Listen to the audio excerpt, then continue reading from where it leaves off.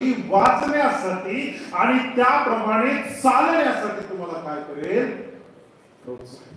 आणि म्हणून इफिसकराच्या पत्रामध्ये पाऊल म्हणतो की आत्म्याच्या प्रेरणेने तुम्ही काय करा? चाला म्हटले. आज देवाच्या प्रेमाने आम्ही आमचं आत्मपरीक्षण करावं आणि पुनरुत्थित ख्रिस्ताचे साक्षीदार या नात्याने आम्ही आमचं जीवन जगत असताना मी कोणता पेत्र आहे? मी कोणता पेत्र आहे? मी अजूनही माणसाच्या गोष्टीमध्ये आहे का? माझं अजूनही लक्ष पृथ्वीवरील गोष्टीकडे, भौतिक गोष्टीमध्ये आहे का? अजूनही मी संशयी आहे का? अजूनही मी अल्पविश्वासी आहे का? अजूनही जगाच्या पारंपरिक रीतिरिवाजामध्ये गुंतलेला, व्यस्त झालेला असा मी आहे का? पारंपरिक उपासनेमध्ये गुंतलेला असा मी झालेलो आहे का? माझी उपासना फक्त दैहिक मला संतोषणारी, इतरांना दाखवणारी एवढीच मर्यादित राहिलेली आहे का? भावनिक ख्रिस्ती जीवन जगत आहे का? आत्मिक ख्रिस्ती जीवन जगत आहे?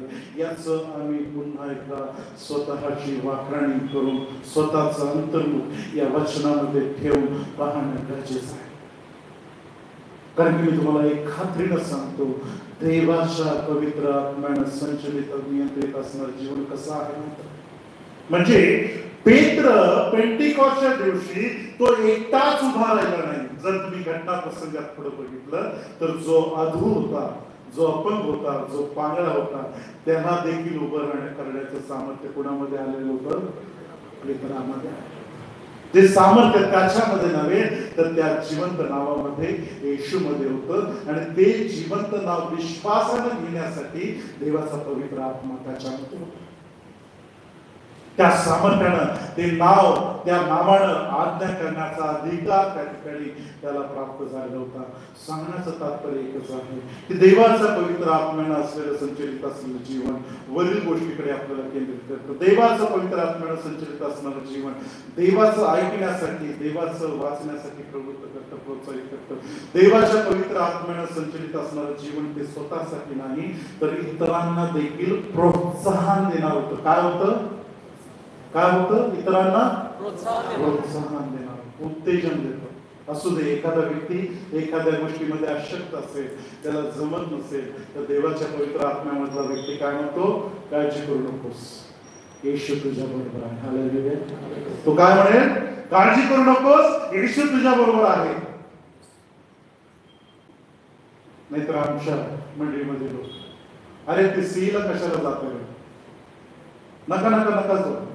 मला आल्यानंतर म्हणजे मी थोडं गॅप मध्ये गेलो की मला फार सरप्राईज गोष्टी ऐकायला मिळतो. म्हणजे मला आश्चर्य वाटतं. अरे सी नका चालू करू. कोण चालू करणार आहे? कोण चालवणार आहे? कशासाठी चालवणार आहे? अरे देवाचा आत्मा तुला हे कधीच सांगणार नाही. काय करतोय? कुठल्या पवित्र आत्म्याने चालतात? म्हणजे येशू म्हणतो हे शांत राहिले तर धोंडे देखील ओरडते. म्हणजे त्याचं काम कुणा वाचून थांबणार नाही. तो कुणाचा ना कुणाचा तरी त्याच्या कामासाठी उपयोग करून घेणारच आहे. कुणाची क्षमता काय आहे हे तुम्ही का ठरवता? जर प्रभूनं त्या मोशेला जो जिभेने जड होता त्याला जर प्रभू निवडू शकतो आणि इस्रायल राष्ट्राला जर तो त्या बंदिवासातून बाहेर काढू शकतो, तर तुम्ही आणि मी कोण? हे कोण आहेत? हे मशवे धरणारे काय आहे त्यांचं जीवन? एक तर निरक्षर आहे, एक तर अज्ञानी आहेत. कोण आहे ते? जगाच्या दृष्टिकोनातून अडाणी आहेत. त्यांना मासे धरण्याविषयी काहीच माहित नाही.